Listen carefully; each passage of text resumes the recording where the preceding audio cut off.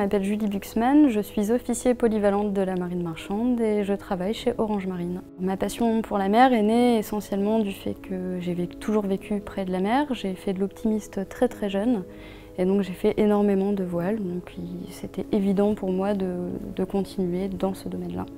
Pour devenir officier de marine marchande, j'ai fait mes 3 premières années d'études à l'ENSM du Havre et j'ai fait ma dernière année d'études à l'ENSM de Nantes. Un des enjeux les plus importants dans le domaine maritime, je pense que c'est la limitation de la pollution et notamment par la gestion des déchets plastiques. En tant que femme, j'apporte des choses différentes dans l'exercice de ma fonction, notamment dans la façon de gérer les soucis. On a une façon d'aborder les choses avec peut-être plus de sensibilité et d'écoute que le fera un homme.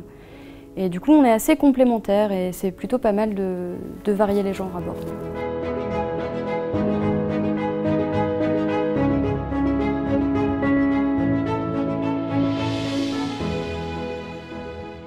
La mer a toujours fait partie de mon environnement personnel puisque j'ai toujours habité à côté de la mer. Et donc quand je me suis orientée vers des études d'ingénieur, assez naturellement je suis partie vers des études d'ingénieur en architecture navale. C'est vrai que le poste de responsable secteur navire correspond parfaitement à mes attentes puisqu'on a en fait presque 1000 personnes à bord du MSC Bellissima. Il faut réussir à coordonner tout le monde pour réussir à livrer le bateau en temps et en heure, en respectant les règles de sécurité et en respectant les règles de qualité à son armateur MSC. Lorsque dans des équipes on a une mixité, parce que c'est ça qui est important, c'est vraiment la mixité dans les équipes, on arrive à trouver des compromis qu'on a peut-être plus de mal à trouver lorsque dans des équipes il n'y a que des hommes par exemple.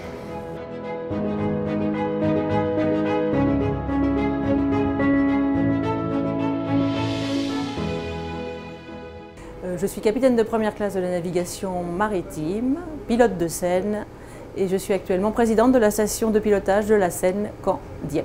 Je suis originaire de banlieue parisienne et le milieu maritime était plutôt inconnu. C'est donc avec l'ENSM, l'école de la marine marchande, que j'ai connu ce milieu. Et ensuite, le premier embarquement que j'ai fait après la première année m'a conquise et m'a vraiment confortée dans ce choix de ce merveilleux métier de marin. Je pense qu'en tant que femme, j'apporte à mes collègues une approche et une appréhension différentes des situations qui peuvent se présenter. Cette richesse, nous devons le développer dans les milieux maritimes, car trop peu de femmes sont présentes dans ce milieu. Une journée comme le 8 juin 2018, les ailes de l'océan, permettra donc aux femmes d'être sensibilisées au métier de la mer.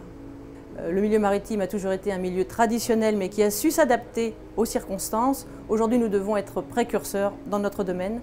En tant que président de la station de pilotage de la Seine, je me dois de préparer notre station à l'évolution du trafic mondial et aux évolutions techniques qui sont en marche.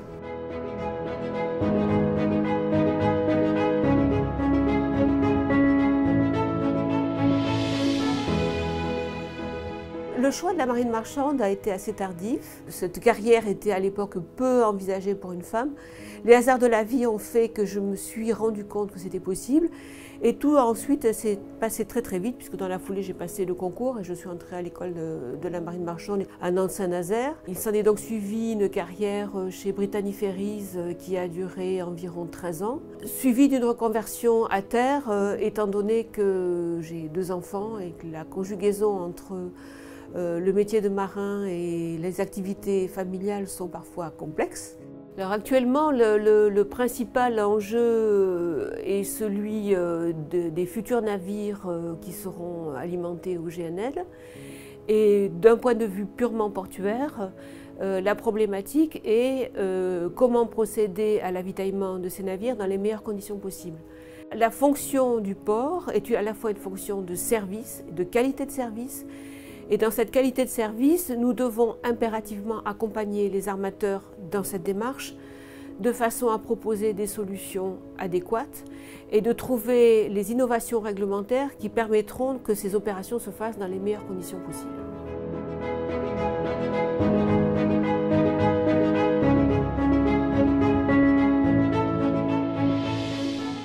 Je suis rentrée dans le métier d'ostréicultrice depuis presque le berceau, puisque mes parents étaient ostréiculteurs en Ernos-et-Bains.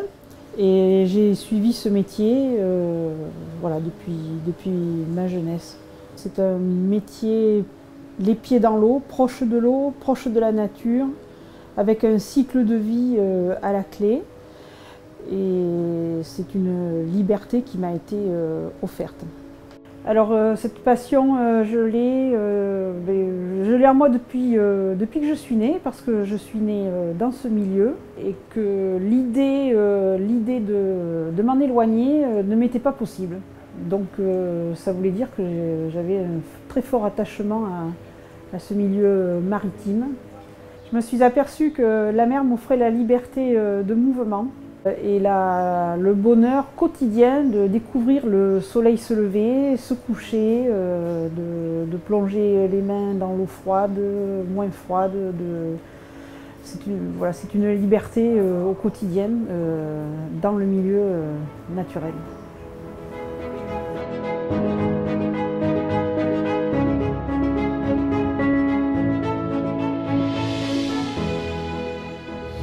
Je connaissais très peu ce milieu et petit à petit, je me suis renseignée, j'ai découvert ce que c'était que l'école navale. J'ai rencontré des personnes, des marins, des enfants de marins. Le chemin se faisant, je me suis rendu compte que mais oui, bien sûr, c'est ça qu'il faut que je fasse. Je crois que c'est mon premier vrai choix dans la vie. C'est un milieu qui est peu connu. Ce qu'on y vit est assez exceptionnel et difficilement retranscriptible, difficilement explicable.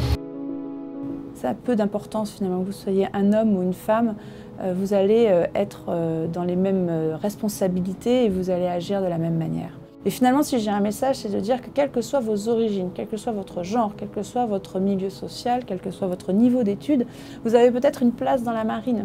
Et votre place, elle sera préservée. On vous accueillera à bras ouverts. Finalement, ce qui compte, ce sera l'esprit d'équipage après et ce que vous êtes capable de fournir au bâtiment, à la marine en elle-même. Vous avez plus de 90% des marchandises aujourd'hui qui transitent par les mers. Et sans la mer, la croissance terrestre serait bien moins bonne. Et l'avenir économique du monde passe aussi par la mer.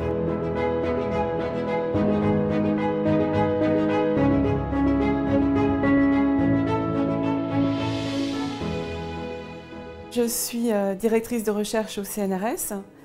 Je travaille à la station biologique de Roscoff, qui est un laboratoire du CNRS également associé à Sorbonne Université, qui est une université parisienne.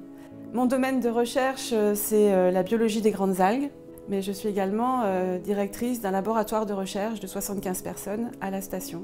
J'ai découvert les algues en fait lors de mes études. Je suis venue à Roscoff et j'ai adoré ça. J'ai adoré le monde des algues. Et lorsque j'ai eu mon diplôme de DEA, je suis revenue ici sur un petit contrat. Et là, j'ai décidé que vraiment la recherche, c'est ce qui me plaisait. Les menaces sur les écosystèmes marins touchent tous les niveaux de l'écosystème, du microscopique au macroscopique. Pour comprendre tout ça, prévoir, anticiper l'avenir, il faut de la connaissance, il faut observer, il faut des données qui permettent de renseigner les décideurs politiques et de convaincre ces décideurs de ces enjeux, d'agir. La biologie, d'une façon générale, c'est un travail d'équipe. Donc réussir à faire jouer les synergies, à travailler à l'interdisciplinarité, ça c'est un défi vraiment passionnant.